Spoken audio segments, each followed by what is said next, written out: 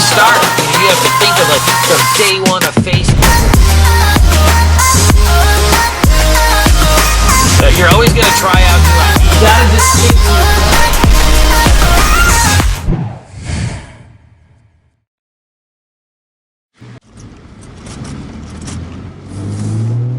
All right, so your boys, they come join you. Now take us, to what led up to, the big move to Costa Rica. That was something we had been talking about, me and Tim, forever. We were sitting in Florida one day, and actually in Destin. We were in Destin for a month, and we just kept talking about, like, what are we going to do this winter? Like, we can't just go back and sit around in the snow. Like, we have, like, this cool thing going on. So we were like just farming it around everywhere. Like, should we go to the Bahamas? Should we go here? Should we go there? And everywhere, everybody we talked to in Destin, like all the waiters and bartenders, they all gave us one thing in common. Everybody kept saying, go to Costa Rica. It's like, Hawaii of 50 years ago. It's super awesome. It's real chill. It's got great waves, and it's very cheap to live. And so we had never been there. We didn't really even do any research. We just said, well, screw it. Let's try it out and go. And so we booked some passage and found a condo to rent for a few months. And the four of us and Tim's girlfriend, Julie, we took off. And we landed in Tamarindo a few days after New Year's, January 10th. I believe that's 2012. So that must have been pretty crazy. And like a lot of crazy shit go down? That was the best time of our lives. I mean, here we are just like young men. We basically are 30 years old, and we have we're working for ourselves, and it's like our first real taste of doing anything on our own beyond just working at a job and going to school. Like, this was this huge adventure, and we were doing it together. It was like this epic thing, and then we made it really fun by inviting everybody we know and our friends and family and our business partners, just from all over. So we had our reps from Groupon, every employee that worked at Bulls on Wall Street. My parents came for a month. My sister came for a month. Tim's friends all came from Chicago. So we ended up actually renting 2 condos for the whole time, one for our guests and one for ourselves. And we just had like this huge blowout family vacation. I mean, everywhere we went, we literally had 12, 15 people with us. It was pretty cool. So what made you guys decide to leave there and take yourself somewhere else? So you can't really live there permanently, at least not in the town that we live in. After a little while, just the basic necessities of life, you want to get a bag of chips. Well, they don't have chips there, right? Or I don't care about that stuff, but it just happens, after a few months, like, there's no good place to get a haircut.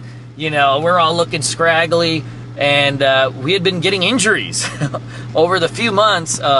We've been getting injuries. You're surfing every day. We're jumping off every cliff, skydiving, zip lining, whatever you can do down there.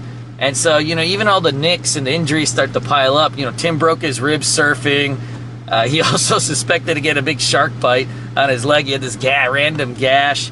My friend Kevin, he ended up getting this like Tika virus, not Zika, but Tika virus, where this bug burrowed into the back of his neck, into his spine, and like this big goiter was coming out of it, and we had to have a witch doctor suck it out.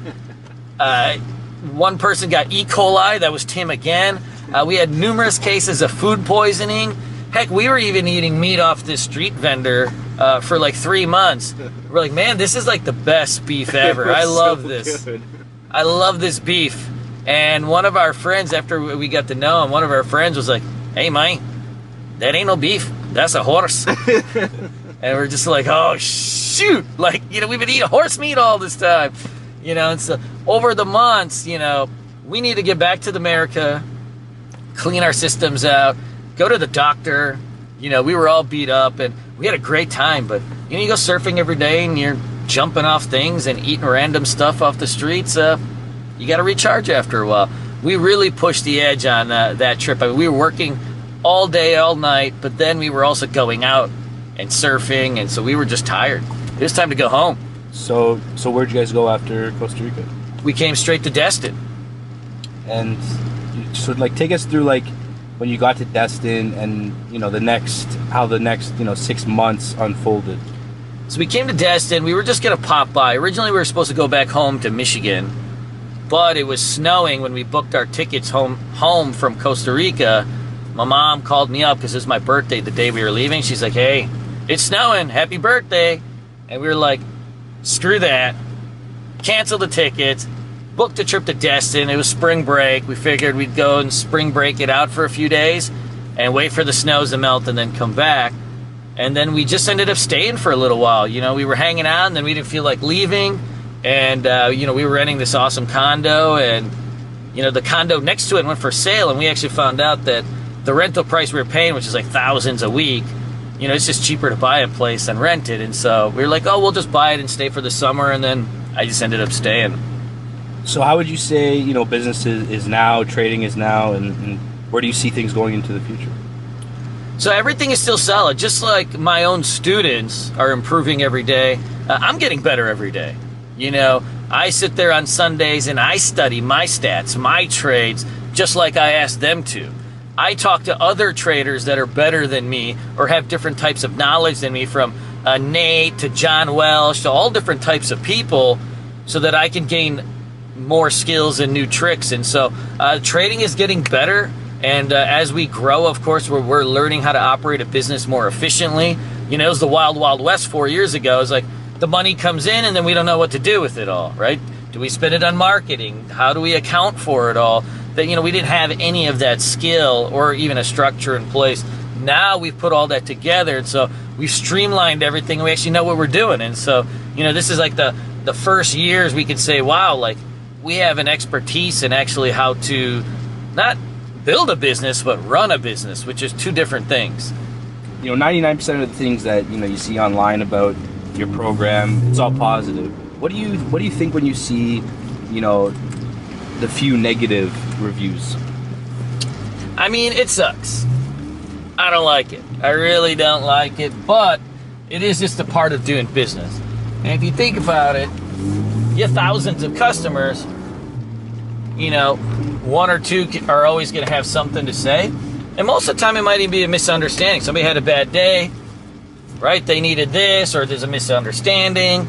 A lot of times you talk to the customer when they have a problem, they're like, oh, I didn't see that, or oh, I didn't get that, but I see it now. Sometimes these things are just small misunderstandings, so people vent a little bit. Other times, it might just be malicious, but they're not even your customers. That's just also part of the thing. When you put yourself out there, if you're on Instagram, YouTube, Facebook, and you're posting pictures of your life and your students and what you're doing, you're just opening yourself up to, some type of criticism, and that's a natural thing. If you don't want to be in the public eye, then don't be in the public eye. It goes both ways. Do you ever want to have your own company on the stock exchange? No. Why not? I don't see really, what the advantage would be, essentially. Public company for this type of business. No. I mean, this is what I want to do. Now, if I had a real estate business or I was building out some software, I would 100% take it to the markets, because a tech business has a huge valuations. You could be 20 to 30 price to sales. You might not even make any money, and you could still be, right, value of hundreds of millions to billions of dollars.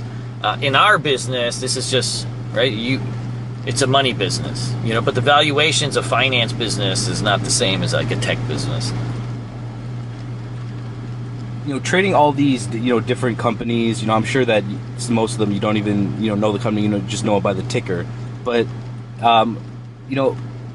what company excites you the most right now?